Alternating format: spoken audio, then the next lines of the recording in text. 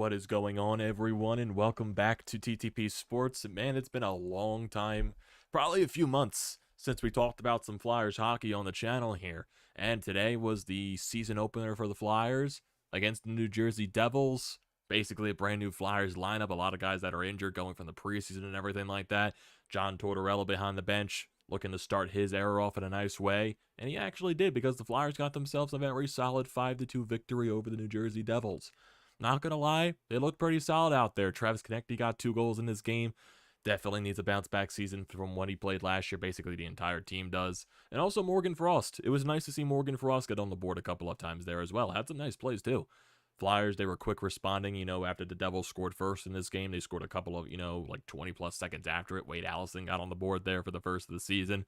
Then Konecny, Frost, they score back to back basically. Carter Hart looks solid after giving up a soft goal, the first one for the Devils in the game in the first period. But overall, there were mistakes made, definitely, and Carter Hart really backed the team up where they made their mistakes. Turnovers are in their own zone. When, they were just hogged in the entire defensive zone the entire time, Carter Hart was there to make those saves. So he was pretty solid, basically, and overall, pretty solid day. And they actually scored a power play goal. I was actually very surprised about that. That was actually because we all know how abysmal the power play was last year and honestly the past couple of seasons. To get on the power play, to get that bingo there, it was pretty nice to see there. Honestly, pretty nice to see. But overall, pretty solid game. And honestly, the Wells Fargo Center was kind of electric. It kind of was. People were jumping in joy for Flyers hockey there. It was actually a sold-out crowd. And, I've been really skeptical of this team. I haven't really talked about them that much basically since July, after everything with the free agency and Johnny Gaudreau and all that stuff. My expectations for this team are really not that high, but you never know what could happen. John Tortorella, he always brings that type of atmosphere into a locker room where guys can, play up an extra level. You saw that throughout the preseason with the way they were doing training camp, a lot of bag skating, trying to get, basically all that skating and endurance throughout there. So we're going to see how that basically plays throughout the season. But still, there were a lot of, injuries. Sean Couturier is still injured. Ryan Ellis is still injured. Rasmus Ristolainen is injured. Cam Atkinson. I don't think Atkinson is injured. I think he had to go somewhere, even though he was at the game today. But, I think he had to settle some type of family matter in Columbus or something like that, to where he wasn't able to be with the team this week for training camp before this game, so he wasn't able to play tonight. But then also, it was weird. I honestly didn't expect Joel Farabee to play tonight because we were so, he can miss maybe for the first month of the season and all that stuff with the surgery that he had over in the off season. But hey, he plays the first game tonight, and like I said, honestly, they looked pretty solid. They were playing gritty and all that stuff. You see Nick Deslauriers, the guy that's very, hard to find, as Chuck Fletcher quoted there. But overall, still, like I said, pretty solid game. Pretty solid game overall from this team. Tony DeAngelo got a couple of assists there as well. Ivan Provorov actually looked pretty solid in this game too. When the Devils were controlling pace in the zone, I believe it was in the second period, to where they had a nice pass that I guess deflected off of Carter Hart or one of the defensemen out in front, and then a go to one of the Devils that are backdoor wide open. And Ivan Provorov made a nice save. He got down there when the open net, tried to help Carter out there, and he made a good save, basically preventing a 1-goal game at that point because the Flyers were leading 3-1. Yeah, there were sections of this game where the Devils did take control, basically. The Flyers kind of played a little lackadaisical. They were, I guess trying to get too cute, trying to get, the pucks out of the zone. They weren't clearing the puck enough or something like that, basically, to where they were committing turnovers. There were some things that were just lazy clears, lazy dump-ins. So, honestly, yeah, it's the first game of the season. There's going to be mistakes. You expect that. Some other players that look solid. I thought Noah Cates looked solid. Morgan Frost looked very solid out there. He looked very noticeable. The first pairing so far of Provorov and DeAngelo, they had their mishaps, but I do believe Provorov played himself a really good game. Hopefully that's something for him to build on this season. Same thing with Travis Konecny. He had a lot of chances in this game. There were some chances where he should have shot. I mean, he could have had a lot of goals in this game, honestly, if he shot more times than not. But he had a nice shot in that second period from a nice play by Kevin Hayes over in the blue line in the Devils zone. And basically, he just sniped one past the screen of Blackwood there. And also the nice shot on the power play, Tony DeAngelo, basically facilitating that entire power play. He knows the offensive zone really well. So that's something, hopefully, that can improve the power play from that aspect. So that's something that you got to basically look in that aspect too. And then also news that happened before the game as well. Travis Sanheim getting himself a 8-year extension of a $6.25 million annual value range. And I'm thinking to myself, Sanheim's a good defenseman. He's a solid defenseman. I'm not sure if I want to commit 8 years to that. You know what I mean?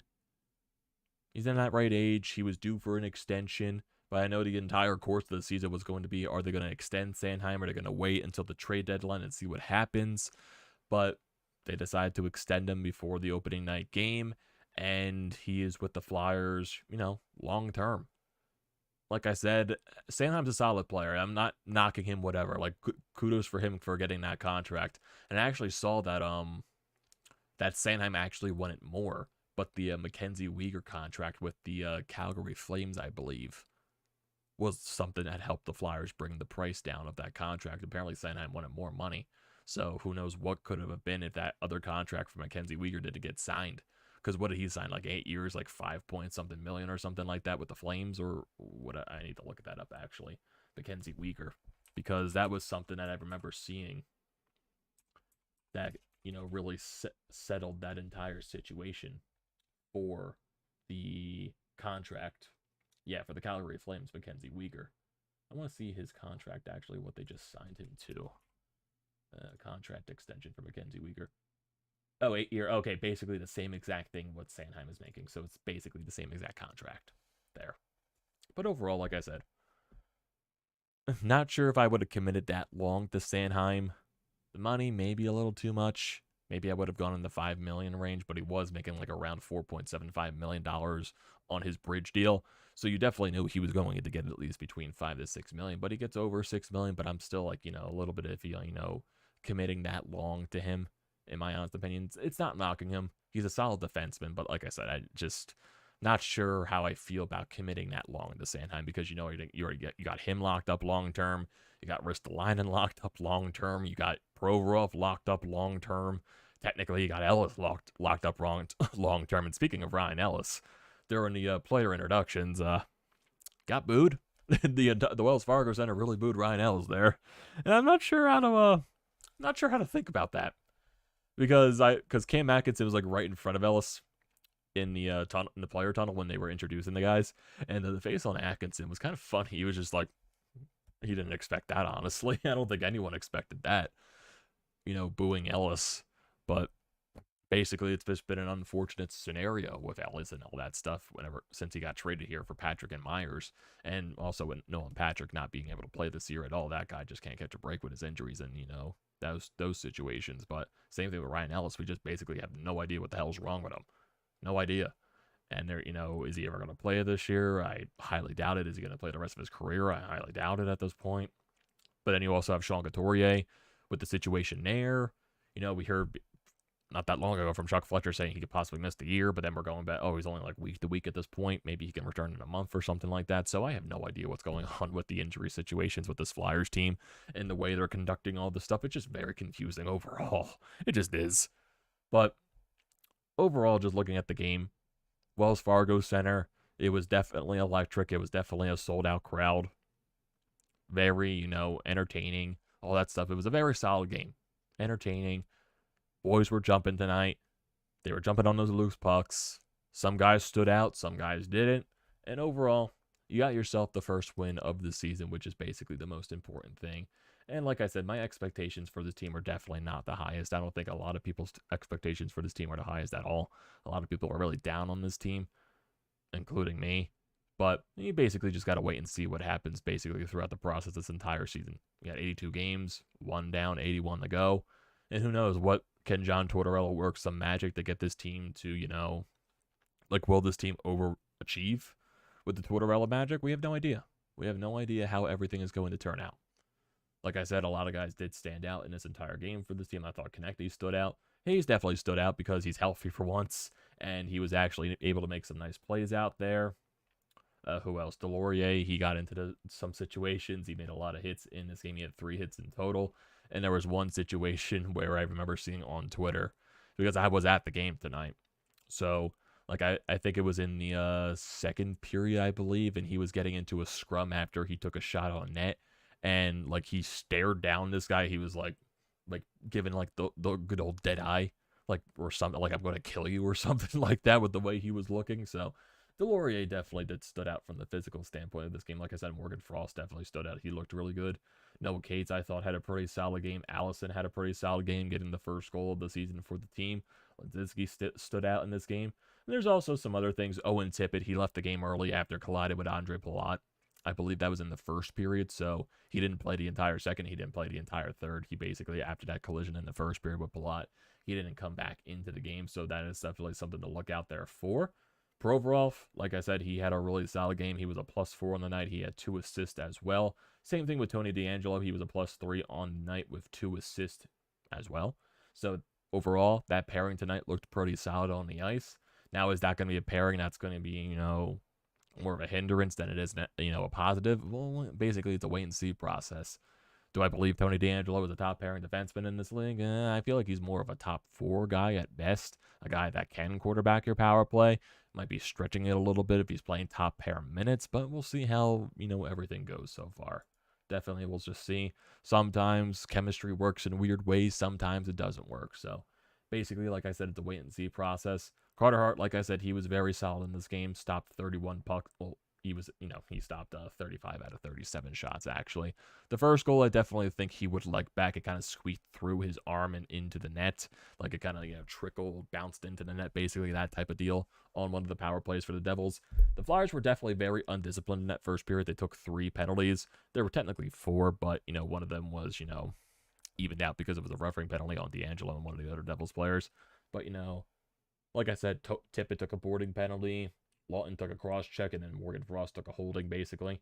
So they were a little bit undisciplined, but as the game went along, the Devils took more penalties than the Flyers. I don't think the Flyers had a penalty the rest of the game after that first period. It was more just Devils taking penalties and the Flyers getting those power play chances overall. In terms of shots, 37-25 in favor of the Devils. Like I said, the Flyers had their situations where they let the Devils control the pace of the game a little bit. Like I said, they were making a little bit of sloppy turnovers. Face-offs definitely went in the Devils' favor. The Flyers, they were okay in the first period in terms of face-offs, but overall, they kind of were getting dominated on the face-off circle.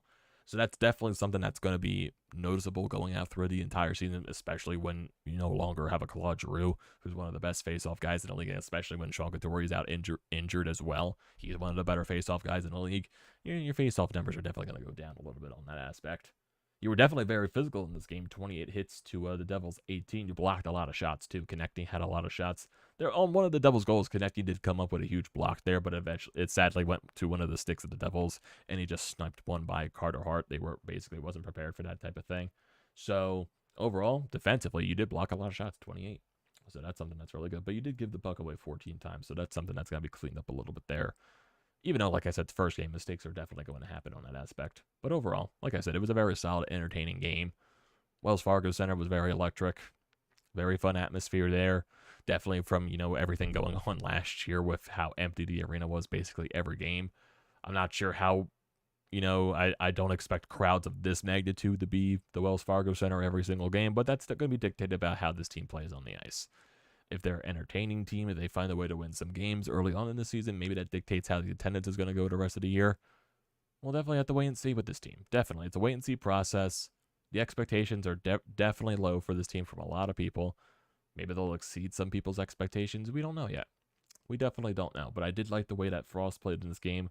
I like the way that Konecny played. I like the way that some of these guys played. Hopefully for Morgan Frost, he's definitely betting on himself signing that 1-year deal in the offseason, so he's definitely betting on himself there. Hopefully he can find a way to build off of that, this 2-goal game here, and find a way to get some consistency and, some scoring here, find a way to break out in this league, because it's definitely kind of overdue for that. Hopefully he could find a way to break out in this system by Torts.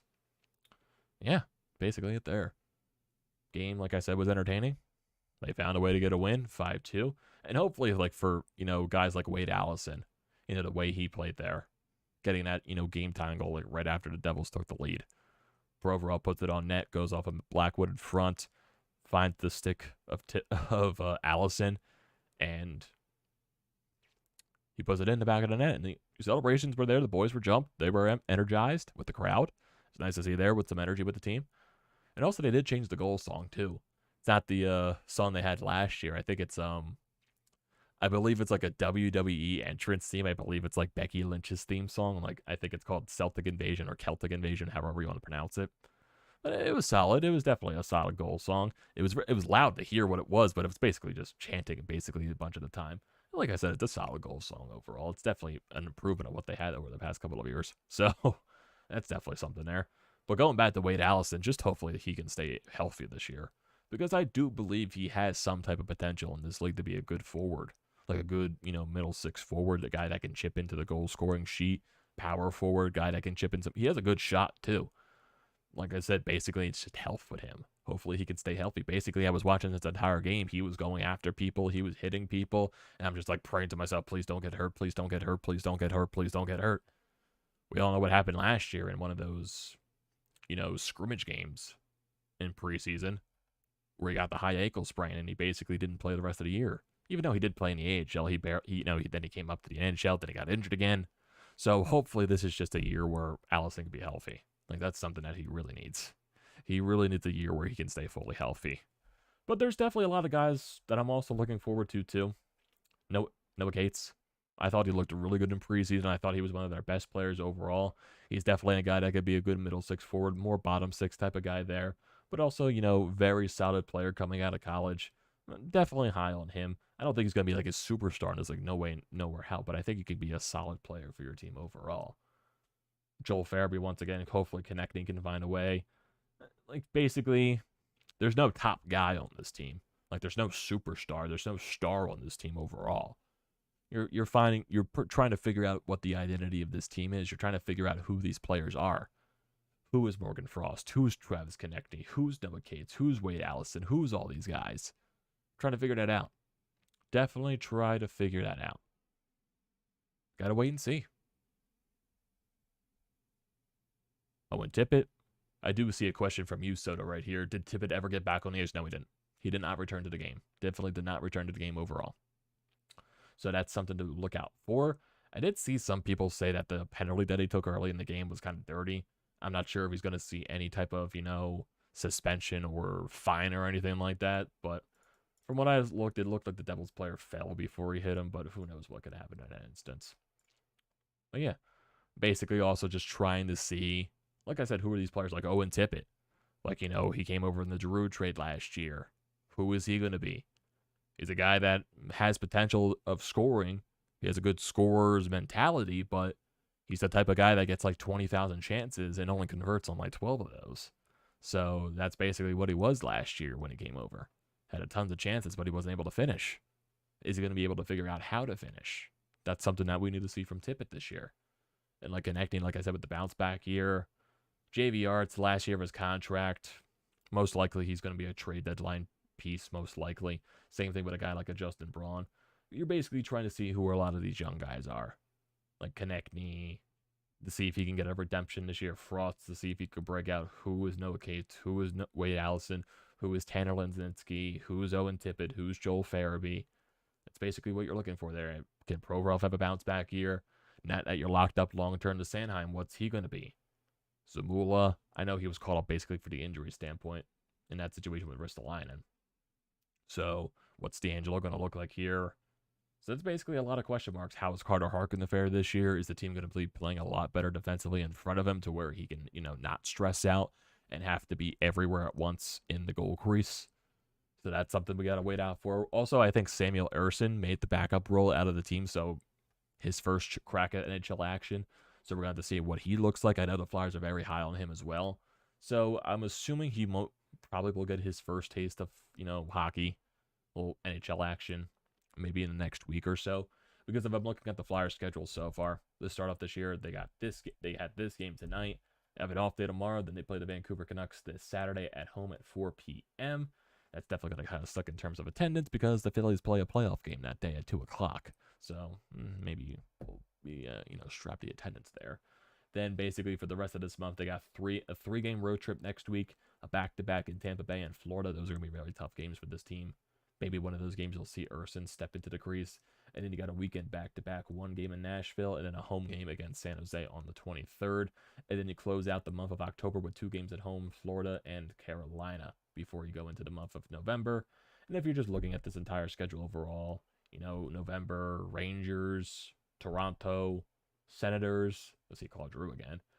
St. Louis Blues, Columbus Blue Jackets, Ottawa, Dallas. So basically, so on and so forth. The rest of the schedule. So basically, gotta wait and see. Gotta wait and see what this team is going to be made of all year. Gotta wait and see. Gotta wait and see. Torts is gonna be Torts. He's gonna find a way to get these guys energized and prepared for every single game. Like I said, it's a wait and see process. What is the identity of this team? I know Torch is trying to basically rebuild the culture of everything from the ground up. So who knows how long this process is going to be? Who knows? Like I said, my expectations are low for this team. I don't think they're that good. But it was nice to see a very solid, entertaining game. Definitely nice to see that. Like I said, maybe they can exceed some expectations this year. Maybe that's what the Torts magic does. So, like I said, wait and see process with this team. Let's go into the live feed here to see what everything. Got Eric saying it was decent, entertaining game time. Yeah, definitely. There were a lot of mistakes overall, but overall it was a very entertaining game overall. Let's see. What's going on? Soto, we got Flyers, goalie 76. Someone I know who works with the team offered me tickets, and I decided not to go. Kind of regret it now. Don't have ESPN Plus, so waiting on the highlights to be posted. Well, you can also go to the illegal stream route. There's definitely those options for you. But you definitely probably should have taken that opportunity. It was definitely, good atmosphere in the Wells Fargo tonight. Brian, how are you doing? There's a guy that got 8 year, the Sanheim. Sanheim got the 8-year, $6.25 million a year contract. Like I said, with the team, with Sanheim, I think he's a solid, good player overall. Just kind of iffy committed that long term to him, in my honest opinion. They play Saturday, 4 o'clock on Comcast. Yep, yes, they do. Are you going to talk Sixers basketball at all this year? Yes, I am. Sixers' first game is next week, I believe, against the Celtics. Definitely we'll have a recap after that, but I know the Flyers play that day too. So we're definitely going to have to work out, with Flyers, Sixers, same day process. So those are going to be a little difficult to do, but I'll definitely try to get 2 recaps out when Flyers and Sixers play on the same day. Got Tom in the chat. All eyes on the Eagles and Phillies right now. These young and new players have a chance to ease themselves on this team without getting hassled by anyone other than Torts. Basically. Eagles are 5-0. Phillies are in the NLDS right now. They got a game in the afternoon tomorrow. Game 3, first game at home in a while. Home playoff game. So let's see what happens. Definitely let's see what happens. Got Obi-Wan in the chat. That was fun to watch. Yeah, definitely a very solid game. Yep, Tuesday, Philadelphia Sixers opening night. Or opening game. Is it a home game or is it I gotta check. I believe it's on the road in Boston to open up the season. Yeah, on the road in Boston to open up the season. Then their home opener is on the 20th against the Bucks. So overall, like I said, basically, like I said, a wait and see process overall. Wait and see process. I don't know if there's anything else on Twitter in terms of this game. Let's see. Torts had his stuff after the game. Everything like that. Like I said, I did like the energy overall.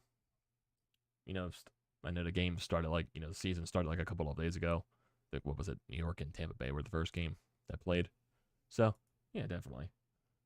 With this off season, with the way everything went for this team, it kind of drowned me out of Flyers hype. But still, I'm always hyped for hockey season no matter what. I'm always a hockey guy first. So we're definitely going to have to see how this season goes. Basically, like I said, it's basically learning what the identity of this team is. A lot of these young players to see what happens under this Torts system and how can Torts basically rebuild this team. Gotta wait and see what happens. Gotta wait and see. Really do hope TK gets his scoring touch and Provorov looking good in this game too. Not much to judge off of, but hopefully his game is sustainable. Oh yeah, definitely. Like I said, a lot of guys that you need to look at this year if Konecny and Provorov can have bounce back years overall. So we got to see. Any news on Tippett and Ristolainen? Not so much Ristolainen. Okay, here we go. This is from Bill Meltzer, actually, so good timing. Saw Owen Tippett near the locker room after the game. Tortorella had no update on his upper body injury. He came out to the bench for the start of the second period, but clearly wasn't feeling right because he went back up the tunnel and did not play in the final 40 minutes. So we got to wait and see. Got to wait and see on that process, on what happens. Because he did have that collision with Palat in the first period, so there's definitely something to look at there. In terms of Ristolainen, I have no idea on Ristolainen on overall. So yeah, got to wait and see. Just got to wait and see overall. So, yeah. Do you think the Flyers have a good chance to make the playoffs this year, or is it too? It's definitely way too early to say. Definitely way too early. I know Tortorella. Technically he gets teams to overachieve and all that stuff, but we gotta wait and see with this roster. Just gotta wait and see. I think it's too early to say that, but they played themselves a nice first game. But still, there's 81 more games left to play, and we gotta see what this team is made of basically overall. So, I think that's where I'm going to call it tonight, boys. Thank you for joining tonight's stream. So basically, all Philadelphia sports are back in action now. The Phillies are technically in the playoffs. They're almost done, but who knows what happens. But it's a nice time for Philadelphia sports. Eagles 5-0, Phillies playoffs, Flyers are back, Sixers are back in action next week. It's a good time here. So definitely stay tuned for all of the latest updates and all that stuff. Definitely do not forget to leave a comment in the comment section down below. I like to see those. Same thing with hitting that like button. Also, check out everything in the description below. BrodesMedia, Painted Lions, I recommend all of that. Same thing with hitting the subscribe button. It's a great thing to press. Definitely do that. Join the TTP Sports family. It will help me a lot. Also, use the code TTP Sports, $20 off your first SeatGeek purchase. Use it for anything you can think of. Get yourself to any upcoming Eagles game, Flyers game, Sixers game, or if you want to try to get a crack at these Phillies playoffs, Citizens Bank Park, try to do that. It's a great deal. Don't pass it up. TTP Sports, $20 off your first SeatGeek purchase. Thank you, everyone, once again for joining tonight's stream, and